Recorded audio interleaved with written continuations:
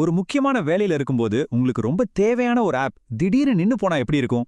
அந்த ஒரு சின்ன கோளாறுக்கு பின்னால அதை சரி செய்ய ஒரு பெரிய டீமே வேலை செஞ்சுட்டு இருக்கு. பெரிய டெக் கம்பெனிஸ்லாம் இந்த மாதிரி பிரச்சனைகளை எப்படி இவ்வளவு வேகமா சரி பண்றாங்கன்னு தெரிஞ்சுக்கணுமா? வாங்க உள்ள போலாம்.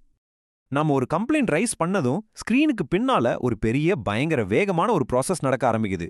அது என்னன்னா இன்னைக்கு நம்ம டீடைல்டா பார்க்க போறோம். சரி, முதல் செக்ஷன் ஒரு கோளாரோட அனாட்டமி. ஒரு டெக்னிக்கல் பிரச்சனை வந்த முதல் செகண்ட்ல இருந்து என்னெல்லாம் நடக்குதுன்னு ஸ்டெப் பை ஸ்டெப்பா பார்க்கலாம். இது ஏதோ மேஜிக்லாம் கிடையாதுங்க. சொல்லப்போனா இது ரொம்ப நல்லா கட்டமைக்கப்பட்ட ரொம்ப ரொம்ப முக்கியமான ஒரு சிஸ்டம்.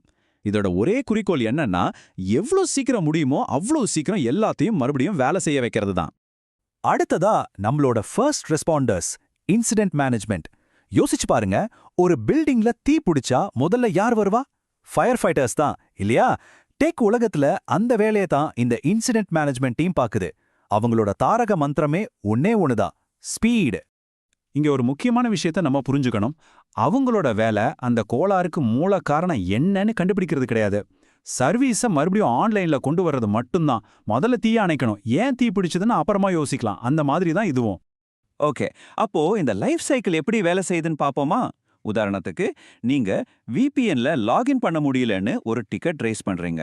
உடனே உங்க டிக்கெட்டை வகைப்படுத்தி அதுக்கு ஒரு ப்ரையாரிட்டி செட் பண்ணுவாங்க. அப்புறம் அது கரெக்டான டெக்னிக்கல் டீமுக்கு போகும். அவங்க அந்த பிரச்சனையை ஆராய்ஞ்சு சரி பண்ணிட்டு உங்ககிட்ட கன்ஃபார்ம் பண்ணதும் அந்த டிக்கெட்டை க்ளோஸ் பண்ணிடுவாங்க. பாத்தீங்களா? இது ஒரு பக்காவான ஸ்டெப் பை ஸ்டெப் ப்ராசஸ். ஆனா எல்லா பிரச்சனையும் ஒண்ணு கிடையாது இல்லையா? ஒரு பிரச்சனையோட தாக்கம், அதோட அவசரம், இதையெல்லாம் வச்சுதான் அதுக்கு ப்ரையாரிட்டி கொடுப்பாங்க. இப்போ இந்த சார்ட்டை பாருங்களேன். கம்பெனியோட COOவோட கம்ப்யூட்டர்ல ஒரு பிரச்சனைனா அதுக்கு தான் ஹையஸ்ட் ப்ரையாரிட்டி, அதாவது P1. ஆனா ஒரே ஒரு யூசருக்கு ஒரு சின்ன பிரச்சனைனா அதுக்கு கொஞ்சம் யோ ப்ரையாரிட்டி தான், அதாவது P3. இந்த கடைசி பார்ல இருக்கிற மாதிரி. இந்த கோட்டை இன்சிடென்ட் மேனேஜ்மெண்ட்டோட நோக்கத்தை ரொம்ப அழகா சுருக்கமா சொல்லுது. பிசினஸ்ல பெரிய பாதிப்பு இல்லாம எவ்வளோ சீக்கிரம் முடியுமோ அவ்வளோ சீக்கிரம் சர்வீஸை சரி பண்ணணும். சிம்பிளா சொல்லணும்னா ஸ்பீடு ஸ்பீடு ஸ்பீடு தான் மேட்டர்.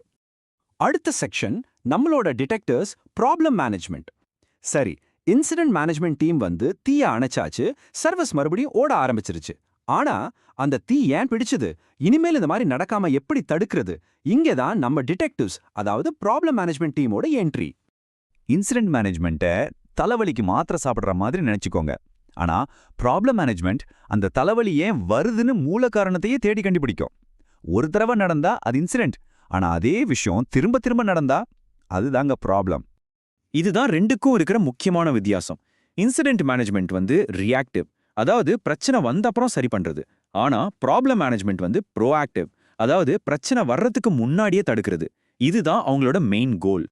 அவங்களோட ப்ராசஸ் ரொம்பவே துல்லியமா இருக்கும். ஒரே மாதிரி இருக்கிற பல இன்சிடென்ட்டை ஒன்னா சேர்த்து ஒரு ப்ராப்ளம் ரெக்கார்டா உருவாக்குவாங்க. அப்புறம் மூல காரணத்தை கண்டுபிடிக்க 5 whys, அதாவது ஏன்னு 5 தடவை கேள்வி கேட்கிற டெக்னிக், இல்லனா ஃபிஷ்போன் டயக்ராம் மாதிரியான அனாலிசிஸ் டெக்னிக்ஸை யூஸ் பண்ணுவாங்க. இது எல்லாத்தையும் பண்ணி முடிச்சு ஒரு நிரந்தரமான தீர்வை ப்ரொபோஸ் பண்ணுவாங்க. அப்போ இதுலேருந்து நாம தெரிஞ்சுக்க வேண்டிய முக்கியமான விஷயம் என்னன்னா, ப்ராப்ளம் மேனேஜ்மெண்ட் அப்படிங்கிறது எதிர்காலத்துல பிரச்சனையே வராம தடுக்கிறதுக்கான ஒரு முக்கியமான தடுப்பு மருந்து மாதிரி. சரி, அடுத்தது நம்மளோட ஆர்கிடெக்ட்ஸ், சேஞ்ச் மேனேஜ்மெண்ட். நம்ம டிடெக்டிவ்ஸ் மூல காரணத்தை கண்டுபிடிச்சு ஒரு நிரந்தரமான தீர்வையும் சொல்லிட்டாங்க. ஆனா அந்த தீர்வை எப்படி சிஸ்டம்ல எந்த பாதிப்பும் இல்லாம சேஃபா செயல்படுத்துறது? இங்கதான் நம்ம ஆர்கிடெக்ட்ஸ், அதாவது சேஞ்ச் மேனேஜ்மெண்ட் டீம் சீனுக்குள்ள வராங்க. அவங்களோட கோல் ரொம்பவே கிளியர். யோசிச்சு பாருங்க, ஒரு பிஸியான ஹைவேல ஒரு புது பாலம் கட்டும்போது டிராஃபிக்கை நிறுத்தாம எவ்வளோ கவனமா வேலை செய்வாங்க. அதே மாதிரி தான் இப்போ வேலை செஞ்சுட்டு இருக்கிற சிஸ்டம்ஸ்க்கு எந்த பாதிப்பும் வராத மாதிரி புது மாற்றங்களை ரொம்ப பாதுகாப்பா செயல்படுத்துறது தான் இவங்களோட வேலை. இப்போ இந்த டேபிளை பாருங்க, இது மாற்றங்களை எப்படி வகைப்படுத்துறாங்கன்னு தெளிவா காட்டுது. முதல்ல ஸ்டாண்டர்ட் சேஞ்ச், பாஸ்வேர்ட் ரீசெட் பண்ற மாதிரி சின்ன சின்ன விஷயங்கள். இதுக்கெல்லாம் பெரிய ரிஸ்க் இல்ல, அதனால முன்னாடியே அப்ரூவல் வாங்கி வச்சிருப்பாங்க. ரெண்டாவது நார்மல் சேஞ்ச், ஒரு ஆப்போட புது வெர்ஷனை ரிலீஸ் பண்ற மாதிரி. இதுக்கு முறையா ஒரு கமிட்டி கிட்ட இருந்து அப்ரூவல் வாங்கணும். மூணாவது எமர்ஜென்சி சேஞ்ச், ஒரு முக்கியமான சர்வர் டவுன் ஆயிடுச்சுன்னா உடனே சரி பண்ணணும் இல்லையா? அதுக்கு அவசரமா அப்ரூவல் வாங்கி செயல்படுத்துவாங்க.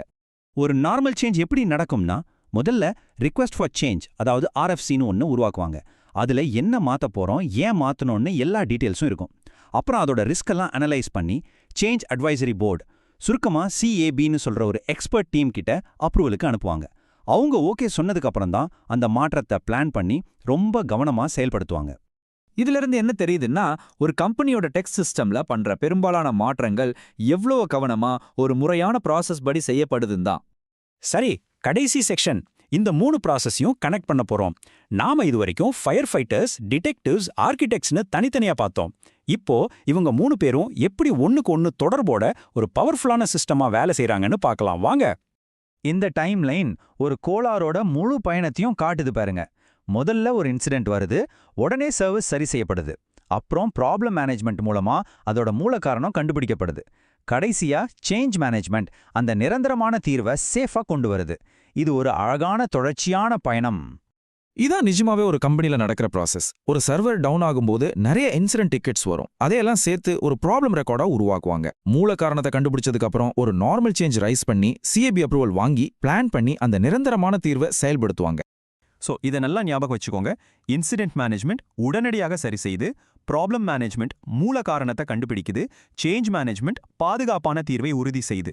இந்த 3 ஒன்னா சேரும்போது தான் ஒரு ஸ்டேபிளான நம்பகமான டெக் சிஸ்டம் உருவாங்குது. 3. இந்த நம்பர் தான் இன்னைக்கு நாம பார்த்த விஷயத்தோட மையம். இந்த 3 ப்ராசஸும் தனித்தனி இல்ல, ஒன்னோட ஒன்னு பிரிக்க முடியாத அளவுக்கு பிணைஞ்சிருக்கு. ஒன்னு இல்லாம இன்னொன்னு முழுமை அடையாது. அதனால அடுத்த தடவை உங்களுக்கு பிடிச்ச ஆப் திடீர்னு வேலை செய்யலனா கோவப்படுறதுக்கு பதிலா ஒரு நிமிஷம் யோசிங்க. ஸ்கிரீனுக்கு பின்னால ஃபயர் ஃபைட்டர்ஸ், டிடெக்டிவ்ஸ், ஆர்கிடெக்ட்ஸ்னு ஒரு பெரிய படையே உங்களுக்காக வேலை செஞ்சுட்டு இருக்கு.